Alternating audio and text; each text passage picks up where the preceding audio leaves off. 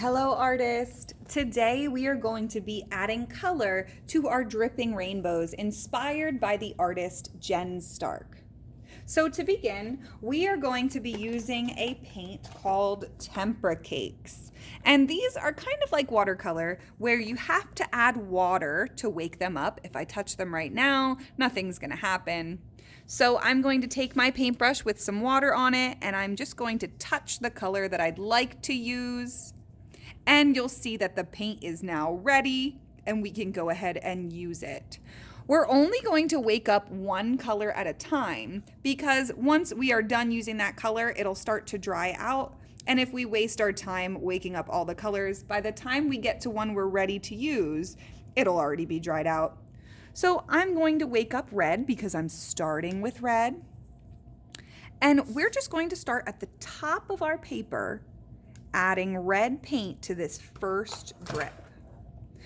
If you have the edge of your paper that you need to paint, we can do that. We just need a messy mat under the edge of our paper so we don't get paint all over my table.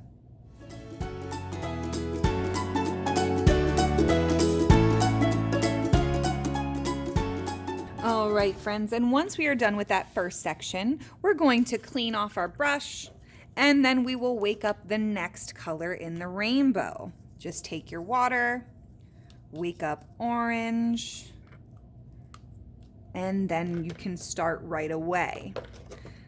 Now, sometimes when we make our drips, I made red, orange, yellow, green, and then I could go on to blue. But when we get to the bottom of our paper, we want our last drip to be the wiggly one. So on this one, I couldn't move on to blue because later we're going to cut that last drip off. So when I get to the bottom of this one, I see that I have red, orange, yellow, green, blue, purple, but sometimes we might not get all the way through the rainbow, and that's okay because we're going to make a few of these and we can tape them together because our goal is to try to make a dripping rainbow that is bigger than us. So when you're choosing your colors, you could start with red like I did, or you could start with any color in the rainbow, but we are going to make sure that we choose them in rainbow order. So even if I would start with orange instead of red, then I would still do yellow after, then green, then blue, then purple. No matter where you start, you're still gonna keep them in rainbow order. All right, boys and girls, that's it for the day. Once they're dry, we will be ready to move on to the next step. I hope you had fun. Bye.